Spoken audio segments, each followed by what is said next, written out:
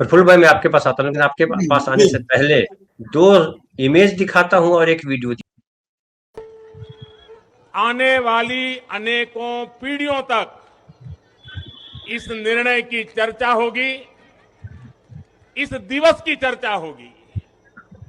मैं पूरे देश को नारी शक्ति वंदन अधिनियम संसद के दोनों सदनों में और भारी बहुमत से और राज्यसभा में तो सर्वसम्मति से पास होने की बहुत बहुत बधाई देता हूं।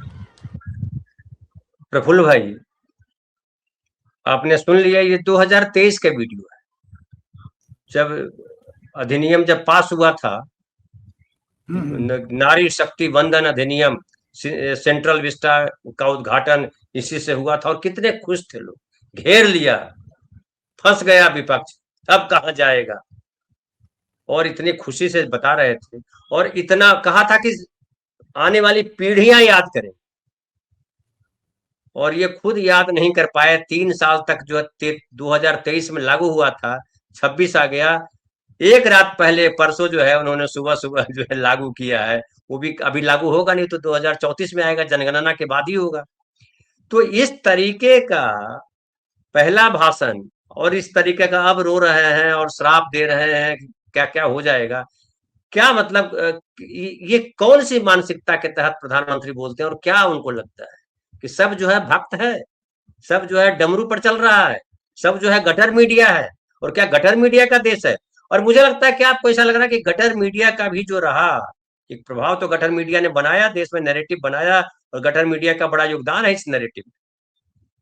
लेकिन अब क्या गटर मीडिया बचा के रख सकता है? 2024 के चुनाव ने तो बताया था कि नहीं बचा सकते।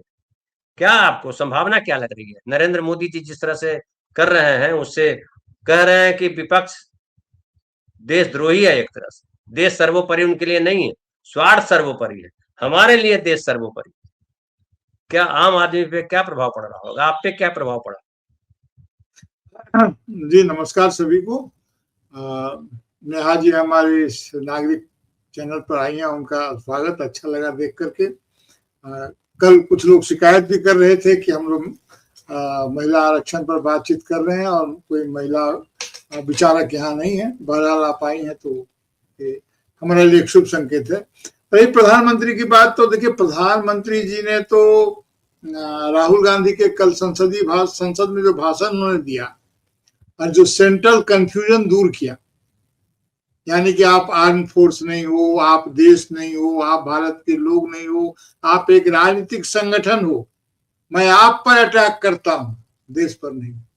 जो सरेआम खुले आम और संसद में जो बात कही गई, तो आज प्रधानमंत्री जी ने अपने भाषण में भारत के लोगों के पीछे, राष्ट्र के पीछे, सेना के पीछे, आर्म फोर्स के पीछे छिपने की कोशिश नहीं की। अगर वह सेंट्रल कंफ्यूजन दूर नहीं हुआ होता तो ये जरूर कहते कि बालाकोट का इन्होंने अपमान किया, सेना का अपमान किया, इन्होंने फलनवा किया, चिलनवा किया, जो मैजिक वगैरह की बात कर रही थी। तो प्रधानमंत्री ने जो कहा वह तो महत्वपूर्ण कितना है इस पर विश्लेषण होगा, लेकिन अधिक महत्वपूर्ण यह है जो उन्होंने नहीं कहा और जो कहने वाले हैं। उन्होंने जब 66% की बात कही, ये नहीं था मेरे पास, तो उसको लाएंगे, आएगा बहुमत तो कैसे आएगा, उस ओर जरूर कुछ कदम उठाएंगे, कुछ करेंगे।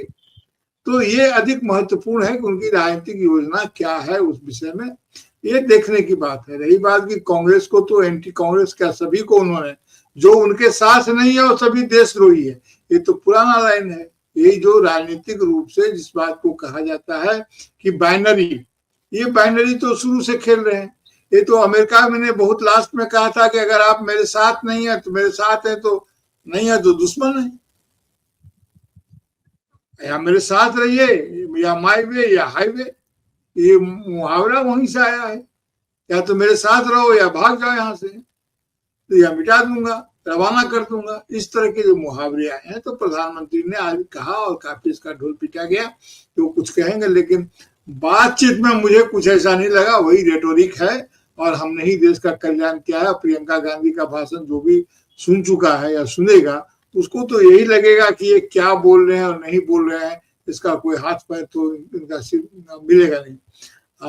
रही बात, उन्होंने ये कहा कि कांग्रेस ने अपना मुखौटा उतार दिया, तो दर्शक तो ये भी पूछेंगे तो क्या उस मुखौटे को आपने पहन लिया?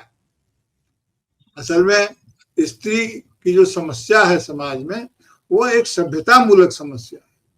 यह नहीं कि महिलाओं के साथ कोई समस्या नहीं है, समाज में, सार्वजनिक जीवन में सभी जगह समस्याएं हैं, लेकिन उन समस्याओं का आधार, उन समस्याओं का कारण सिर्फ राजनीतिक पार्टियां नहीं हैं, वो एक सभ्यतागत समस्या है और जिसको राजनीतिक औजार से, राजनीतिक टूल से दूर किया जाना ही चाहिए।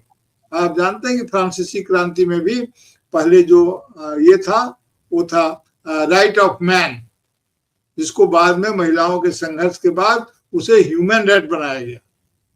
तो इसके कई कारण है। कुछ लोग कहते हैं कि हाँ भाई, मैन में वुमेन भी शामिल है, जैसे दिन में रात शामिल है, गालिब का शेर है, मौत का एक दिन मुअय्यन है, नींद फिर रात भर क्यों आती नहीं।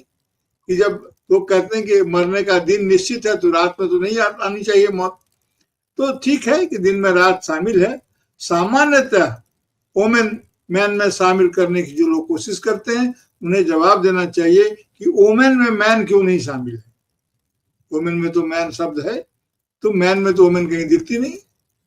तो ये सभ्यतागत स्थितियां हैं। इस सत्तात्मकता से पितृसत्तात्मकता की तरफ जाने का, वर्चस्व का, समाज में आगे बढ़ने का जो अपने कई कारण हैं, जैविक हैं, सांस्कृतिक हैं, वो अलग है। लेकिन इसके लिए किसी एक पार्टी को, आपने प्रियंका गांधी ने कहा ही है, एक पार्टी को दोष देना उसका कोई मतलब नहीं है। और कांग्रेस तो लगातार इस बात की कोशिश करती रही है। कांग्रेस तो तब यहाँ पर एक से एक में सरोजिनी नायडू, एनी बेसेंट, कमला नेहरू खुद राजनीति में सक्रिय थी, सरला देवी चौधरानी, एक से एक, और जिनका योगदान है, जिनका राजनीति में योगदान है, और कांग्रेस में को जिन्होंने बदला। ऐसा नहीं कि वो पिछलग्गू बन करके थी और सिर्फ गाना गाना या स्वागत गीत गाने के लिए थी, नहीं, संघर्ष उनका लंबा है। कोई भी कांग्रेस के इतिहास को जाकर के देख ले तो उसे पता चल जाएगा कि कांग्रेस कार्य समितियों में, कांग्रेस की नीतियों में महिलाओं का क्या योगदान रहा, चाहे वो सरोजिनी नायडू हो, एक से एक नाम है। बहरहाल मैं ये कह रहा हूँ कि प्रधानमंत्री का जो रेटोरिक है, वे समझते हैं कि कुछ लोग 2014 के पहले देखते ही नहीं है। 2014 में जो बच्चे 10 साल के रहे होंगे, वो अब 20 साल के हो गए हैं। उनको अपनी रोजी रोटी की भी चिंता आ गई है, अधिक सचेतन हुए हैं लोग, और बार बार एक ही बात को सुन करके उबे हुए भी हैं। प्रधानमंत्री के भाषण में एक ऊब थी, थके थके भी लग रहे थे, बार बार कोशिश कर रहे थे उसको रिदम पकड़ाने की, लय में जाने की। लेकिन जो होता है उम्र के साथ और अपने फेल्यूर्स के साथ, तो विफलताओं का अंबार अपने सिर पर लिए प्रधानमंत्री की वाणी में कोई उस प्रकार की बाल्मीता में कोई उस प्रकार की बात थी नहीं, रेटोरिक में भी कोई आकर्षण नहीं था।